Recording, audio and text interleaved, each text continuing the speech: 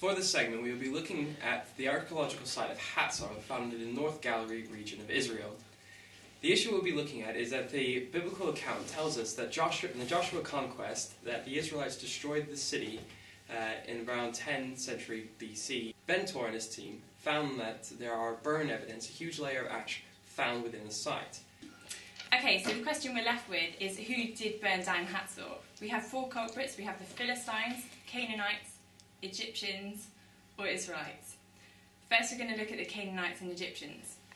Now, archaeological evidence has suggested that it cannot be these two due to statues being found with both their heads and their arms cut off, smashed to pieces. Therefore, marauders of these people would not deface their own gods in this way. Therefore, we rule out Canaanites and Egyptians. Next, we're going to look at the Philistines, also known as the Sea People. Now here, archaeological evidence has suggested that the Philistines did not occupy inland this far. So here, we are left with the Israelites. This leaves us with the question of whether the Israelites were a large enough people to attack and take over a city such as Hatzor. Flinders Petrie in 1896 discovered the Merneptah Stela, a really important artefact that was discovered at Thebes and is now housed in Cairo. The stela is dated to between 1212 and 1202 BC, and it mentions Israel as a people group. Now, the Merneptah Stela is a poem of victory written by the pharaoh Merneptah, and for Israel to be mentioned, it must have been a large enough people to attack and take over a city such as Hatzor. The quote from the stela is, "Israel is laid waste, its seed is not." This find was monumental in backing up the biblical account of Israel. We're going to look at the artefact of the Tel Dan Stela that was found in the northern Galilee at the town of Dan. And this stela has caused a lot of controversy, as it mentioned the house of David and the king of Israel. Because there are some mainstream archaeologists that questioning the unified kingdom under David and Solomon, and they don't believe that there is efficient evidence for a united kingdom, and they argue that David was merely a small chief ruling over a very small local area, and they even go as far to question the Joshua conquest, as in their opinion they think that the Israelites never went to Egypt, but instead is a remnant of the Canaanite who then became the Israelite. So this stela has caused a lot of discussion. One of the most important finds on the Tel Dan site is the Tel Dan Stela. This is a really important artefact because 3 fragments of it have been found, which were used in various construction materials throughout the site, including a wall and a pavement. And a third piece of the artefact was found in some debris.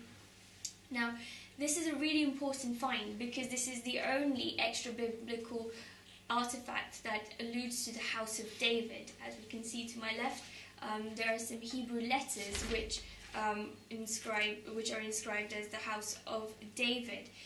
Joseph proved by using this inscription that the King David is a proper historical figure. He is not a fictional character found in the Bible. And this has caused a lot of controversy, but it has also helped to dismiss some of the claims that the character of David that is mentioned in the Bible is implausible, and that all the victories associated with him are practically myth. So this inscription, which is outside of the Bible, really helps to prove that fact.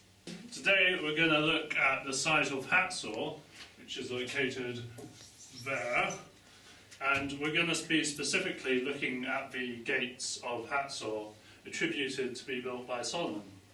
So I have my friend Thomas Harper here. Hello. Now, gates are notoriously difficult to date. Can you please tell us why? Well, it's quite simple really. Gates are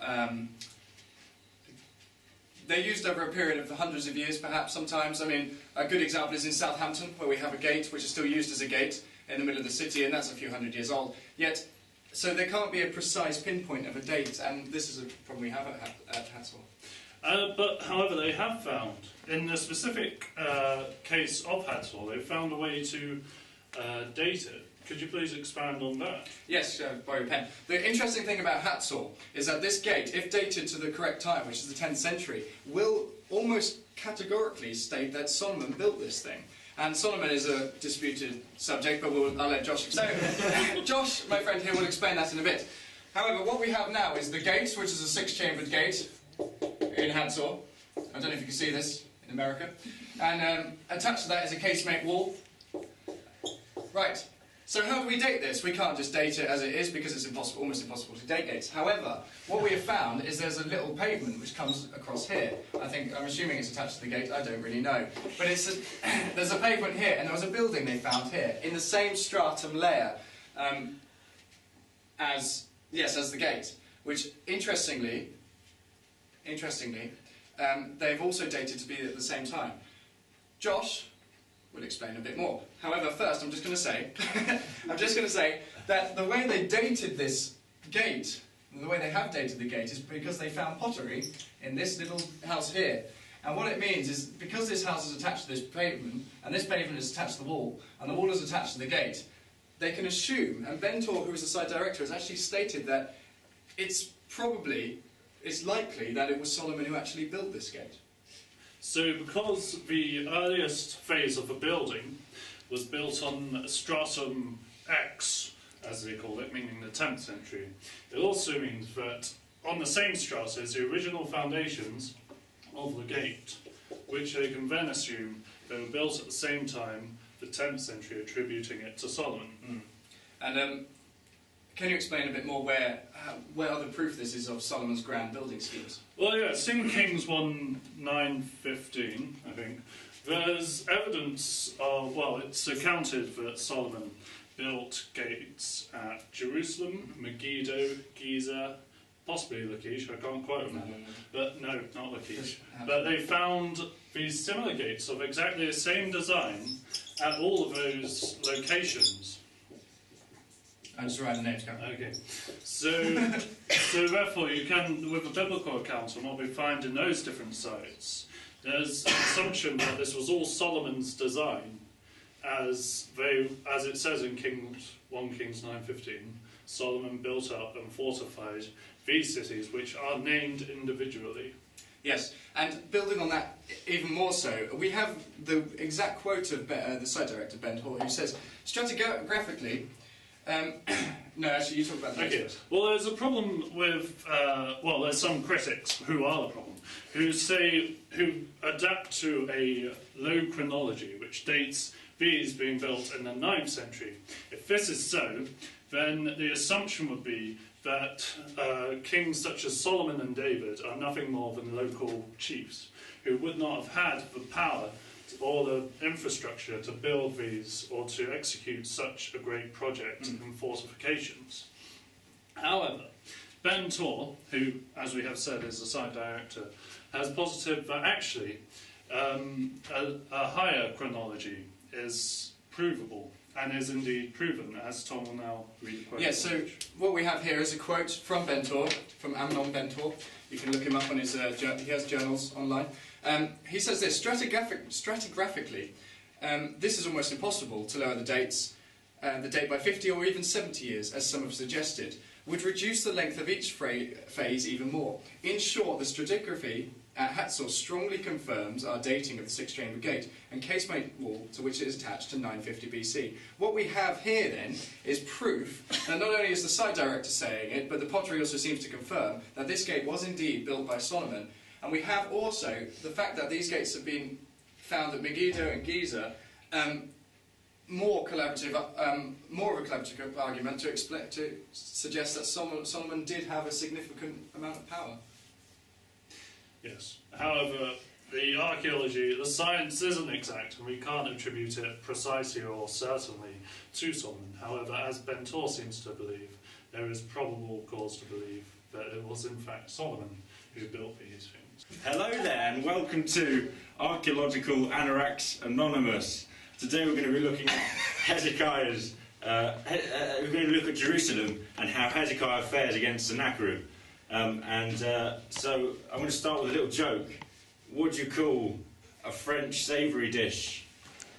I don't know what you call a French savoury dish. Lachish. So all the while, Hezekiah's holed up in Jerusalem. Sennacherib's going to be stomping around Lachish. Yeah, that's a relief. So Hezekiah realises that Sennacherib is coming and he's going to do this awful thing to Jerusalem. So he's like, right, I've got to protect my water supply. So he digs a little tunnel from the spring in Geshon, and he digs a tunnel half a kilometre to Sihon. So the tunnel appears 3 times in the Bible. It appears once in 2 Kings 20:20, and it says, "As for the other events of Hezekiah's reign, all his achievements and how he made the pool and the tunnel by which he brought water into the city, are not written in the book of annals in the kings of Judah." And then it appears again in 2 Chronicles 32:2-4, and it says, "When Hezekiah saw that Sennacherib had come, and that he intended to wage war against Jerusalem, he consulted with his officials and military staff about blocking off the water from the springs outside the city, and they helped him. They gathered a large group of people who blocked all the springs and the stream that flowed through the land. Why should the kings of Assyria come and find plenty of water?" they said. And then it appeared again in 2 Chronicles 32. The tunnel was rediscovered in 1838 by Edwin Robinson. If that wasn't enough succinct communication to convince you that this is a biblical match, they found an inscription in the tunnel. It looks a bit like that. In fact, it looks exactly like that. And it translates roughly to the tunnel. And this is the story of the tunnel. While the axes were against each other, and while 3 cubits were left to cut, the voice of a man called to his counterpart. For there was in the rock on the right, and on the day of the tunnel being finished, the stone cutters struck each man towards his counterpart, axe against axe, and flowed water from the source to the pool for 1,200 cubits. 100 cubits was the height over the head of the stone cutters. So now we found on site a reference to the tunnel being dug, and we can look at the way that this is written in Proto-Hebrew, and we can date this to the 8th century, which coincides exactly with what a relief with the date that Sennacherib has for his invasion.